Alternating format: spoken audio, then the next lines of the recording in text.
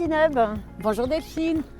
Ça fait pratiquement 20 ans que tu mets en place dans notre CIC des essais innovants dans la LMC, dont certains d'ailleurs ont permis l'octroi de l'AMM.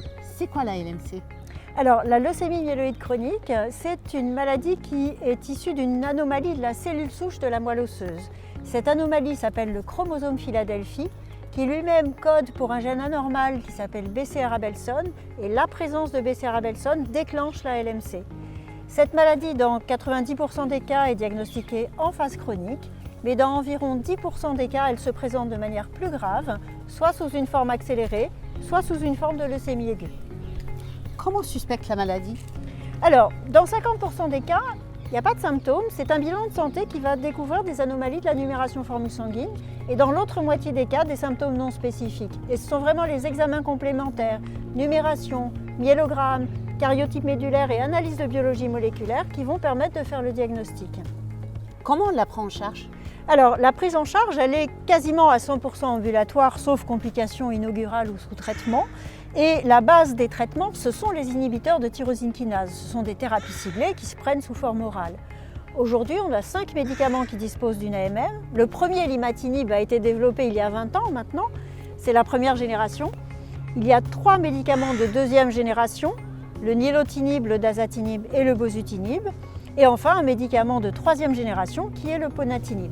Alors, grâce à ces médicaments, la survie globale à 5-10 ans de traitement est de plus de 90% maintenant.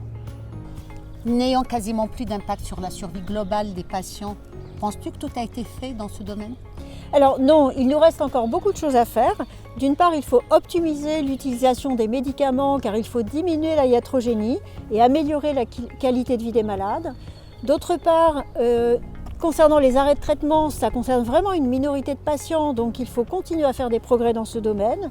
Enfin, il y a encore des patients qui sont multi-intolérants ou qui sont résistants aux médicaments, voire qui se transforment vers une forme très agressive de la maladie que sont les formes accélérées et les formes aiguës. Existe-t-il des options thérapeutiques pour les patients en échec résistants aux ITK ou lorsque la maladie est en phase de transformation? Alors oui, heureusement, il y a encore de l'innovation dans ce domaine et à l'heure actuelle, il y a 2 molécules en développement au plan international. L'un s'appelle le vodobatinib, c'est un inhibiteur compétitif de l'ATP qui a un profil de médicament de deuxième génération. L'autre est très innovant d'un point de vue mécanistique car il s'agit d'un inhibiteur allostérique de BCR-Abelson, le premier de cette classe thérapeutique. Il a fait l'objet d'un développement depuis 2014. Il a actuellement l'AMM aux États-Unis. Le dossier est en cours d'analyse par les autorités de santé en Europe et en France. Et le vodobatinib et cette molécule particulièrement innovante, l'inhibiteur allostérique l'asciminib, sont actuellement disponibles en essai clinique au CIC à l'hôpital Saint-Louis pour les patients aux besoins thérapeutiques non couverts. Ma chère Delphine, merci infiniment de m'avoir accordé cet entretien.